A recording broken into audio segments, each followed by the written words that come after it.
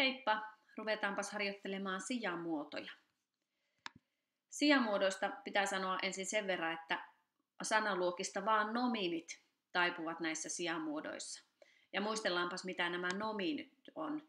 Ne on substantiivit, adjektiivit, pronominit ja numeraalit.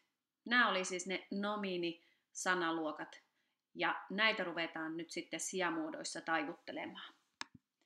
Ensimmäinen sijamuoto on nominatiivi. Ja nominatiivi on se sanan perusmuoto.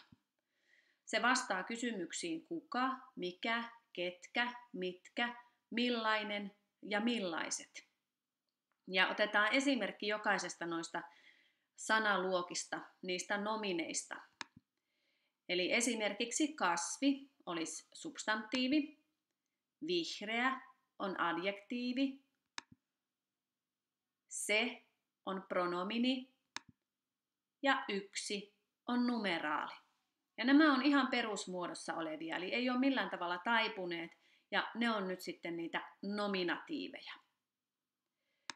Seuraava sijamuoto on genetiivi. Genetiivi yleensä ilmaisee omistajaa tai kohdetta. Ja se vastaa kysymyksiin kenen, minkä, keiden, millaisen ja millaisten. Ja taas esimerkit. Substantiivi voisi olla vaikka kasvin, adjektiivi vihreän, pronomini sen ja numeraali yhden. Ja niin kuin huomaatte, niin tuolta sanojen lopusta löytyy n kaikista, ja se on tommonen genetiivin tunnus. Siellä on yleensä se n-kirjain sit siellä lopussa.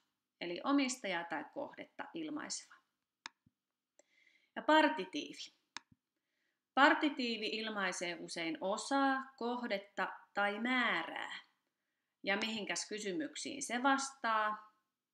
Ketä, mitä, keitä, millaista ja millaisia. Ja taas esimerkit. Kynttilää,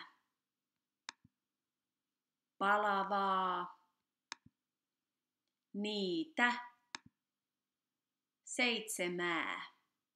Ja partitiivin lopusta yleensä löytyy a, ä tai sitten ta, tä loppu. Seuraava sijamuoto on essiivi.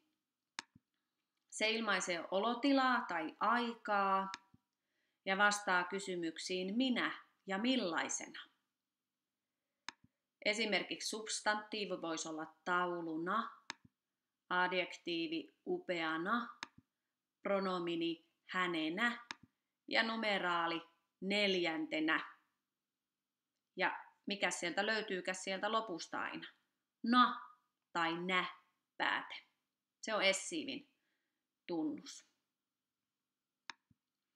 Seuraava sijamuoto on translatiivi.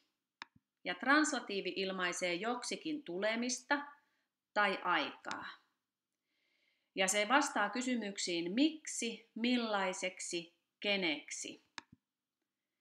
Esimerkiksi latvaksi, keltaiseksi, tuoksi tai kuudeksi.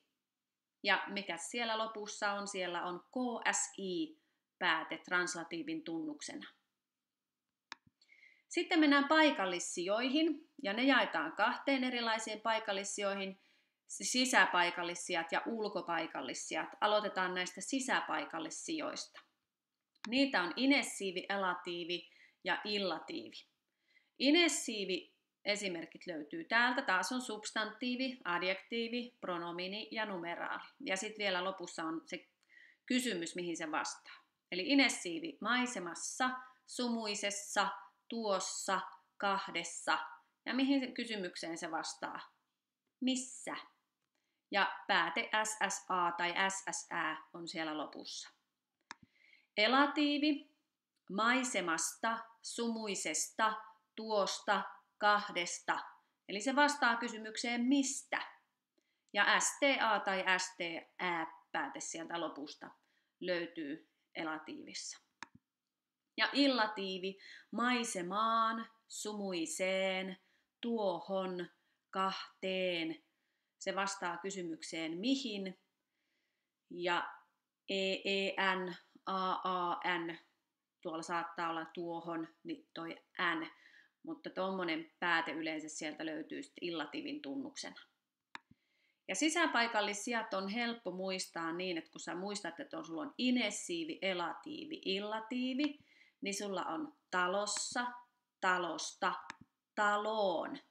Eli ensin se on jossain sisällä, talossa, lähtee sieltä sisältä ulos, talosta, ja sitten menee vaikka toiseen taloon siinä järjestyksessä. Sitten ulkopaikallissijat.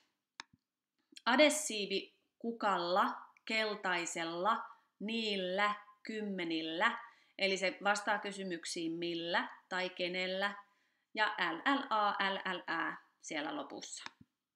Ablatiivi, kukalta, keltaiselta, niiltä, kymmeniltä, eli se vastaa kysymyksiin miltä tai keneltä, ja LTA tai LTA pääte siellä lopussa.